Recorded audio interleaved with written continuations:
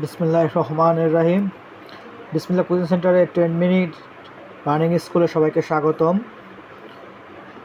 আজকে আমি দেখাবো দশমিক থেকে অক্টাল করার নিয়ম, কীভাবে দশমিক থেকে অক্টাল করা যায়।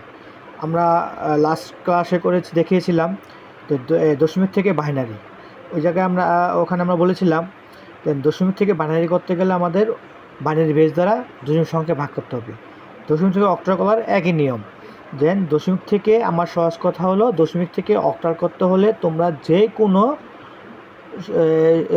কোনো দশমিক সংখ্যাকে তোমরা যেই সংখ্যা প্রকাশ করতে চাও, যেমন অক্টাল বলো, বাইনারি বলো, হেক্সা বলো, মানে ওই সংখ্যার বেস দ্বারা ভাগ করতে হবে।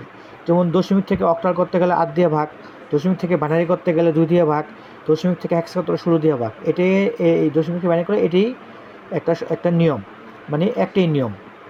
আচ্ছা, আমরা এখন দেখবো দশমিক থেকে বাইনারি দশমিক থেকে আমরা অক্টাল কীভাবে প্রকাশ করব। এই যে আমরা লিখলাম, আমরা কি বলছি, এখানে সংখ্যা দেওয়া আছে কত, 125.25, মানে 125 হলো পূর্ণ সংখ্যা, আর 0.25 হলো মানে 0.25 হলো আমাদের একটা ভগ্নাংশ সংখ্যা।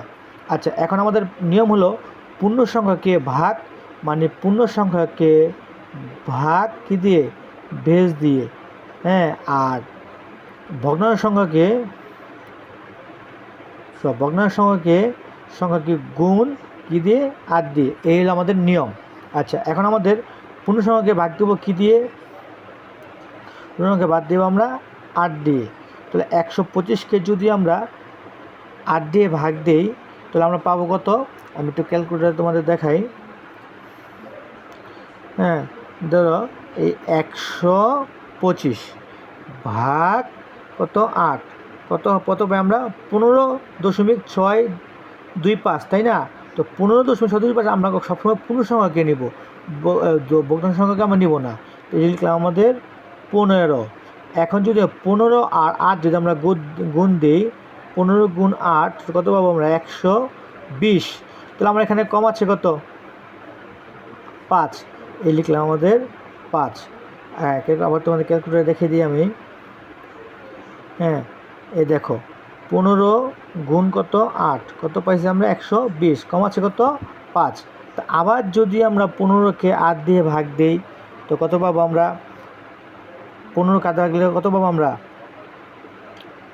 15 দোকানে কত হয়, এই 8 দোকানে 8 দোকানে কত, 16 হয়, কিন্তু এখানে আছে কত, 15।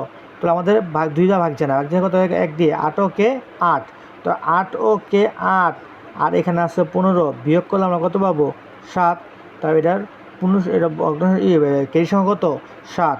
তা আবার যদি ভাগ দেই, 1কে 8 দিয়ে ভাগ দিই, তাহলে কত পাবো আমরা, 1কে 8 দিয়ে ভাগ যায় না। তার নিয়ম অনুযায়ী এখানে 0 দিয়ে এখানে কি চলে আসবে, 1 চলে আসবে, এই সংখ্যাটা এখানে চলে আসবে। এই হলো আমাদের পূর্ণ সংখ্যা কীভাবে আমরা অক্টালে সংখ্যা রূপান্তর করলাম। এখন আমাদের ভগ্নাংশ সংখ্যাকে আমরা কীভাবে করবো, ওই জন্য বলছি ভগ্নাংশ সংখ্যা কী গুণ কত দিয়ে, 8 দিয়ে। তো এই যে 0.25 গুণ 8 নিয়ম অনুযায়ী। এখন যদি আমরা 0.25কে যদি আমরা গুণ দিই, যে 0.25 গুণ কত, 8, দেখো তো কত পাইছি, পূর্ণ সংখ্যা পাইছি একটা, কোনো দশমিক আছে এখানে, দশমিক না, মানে কি এটা হলো আমাদের পূর্ণ সংখ্যা, অঙ্ক এখানে মিলে গেছে। তাহলে কী হবে, 2.00।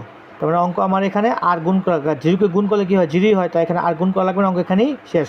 যখন ভগ্নাংশ সংখ্যাকে গুণ করলে পূর্ণ সংখ্যা চলে আসবে এবং দশমিক পর জিরো থাকবে, তখন অঙ্ক শেষ, অঙ্ক এখানে মিলে গিয়েছে। এখন আমাকে উত্তর সাজাবো কীভাবে, তো লিখবো অতএব 125.25 দশমিক সংখ্যা, এটা অক্টাল সংখ্যা কী করবো, এটা নিচ থেকে যাবে, উপর থেকে যাবে, নিচ থেকে যাবে, তো 175.2। এই গেল আমাদের কি, এই অক্টাল সংখ্যা। এখন তোমাদের বাড়ির কাজ থাকবে 625.12 এই দশমিক সংখ্যাকে তোমরা অক্টালে প্রকাশ করবে। হ্যাঁ, তারপর আমি পরের ভিডিওতে এটাকে সলভ করে দেখাবো। সঙ্গে থাকার জন্য ধন্যবাদ। হ্যাঁ, অঙ্ক না বুঝলে সবাইকে আমার কমেন্টে জানাবেন। আসসালামু আলাইকুম, সবাই ভালো থাকবেন, আল্লাহ হাফেজ।